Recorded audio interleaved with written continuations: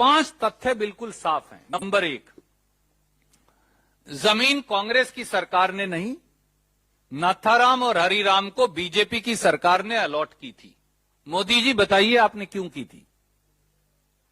BJP बताइए आपने ये जमीन क्यों अलॉट की थी?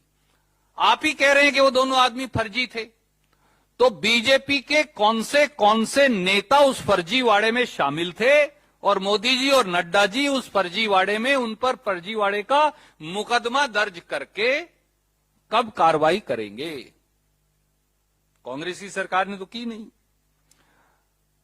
रॉबर्ट वड्रा जी ने या स्काईलाइट ने कोई वो जमीन जब खरीदी तो वो 3 साल बाद, वो भी जब वो बिक गई थी, एक आदमी को अलॉट की, उसके नाम जमाबंदी हुई, दूसरे आदमी को रजिस्टर्ड सेल डीड हुआ, उसके नाम जमाबंदी हुई, उसके 3 साल बाद उन्होंने बाजार भाव पे वो खरीद ली।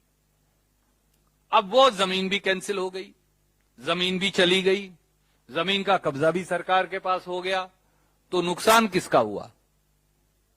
बेचने वाला तो अपने पैसे लेके घर चला गया, जिसकी जमीन थी सरकार की जमीन उसके पास चली गई, उनके पास रह गया एक कागज जिसके कोई मायने नहीं।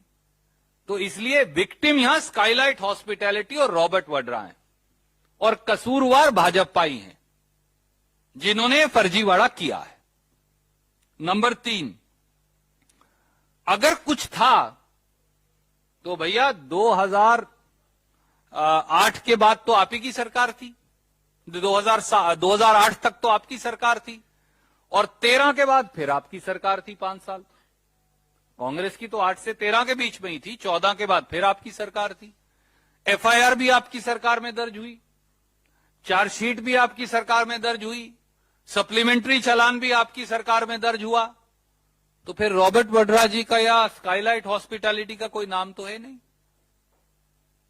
कहीं उनका नाम ही नहीं है, ना एक्यूज के तौर पर है, ना गवाह के तौर पर है, ना कहीं और है, इसलिए कि वो तो फाइनल विक्टिम वही है। और ईडी ने जो फर्जी ईसीआईआर दर्ज की, आज तक उसमें भी कोई चालान पेश नहीं किया, 2015 से 2022 तक। तो 15, 16, 17, 18, 19, 20, 21, 22, सर 8वां साल है। तो मोदी जी कोई अगर कसूर था तो आप चालान पेश कर देते, सजा करवा देते।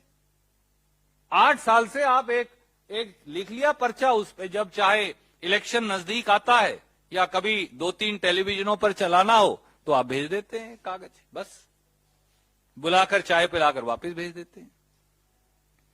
और हाईकोर्ट ने कोई adverse finding Shri Robert Vadra के खिलाफ या स्काईलाइट के खिलाफ दी ही नहीं, जो मैंने आपको पढ़कर सुनाया।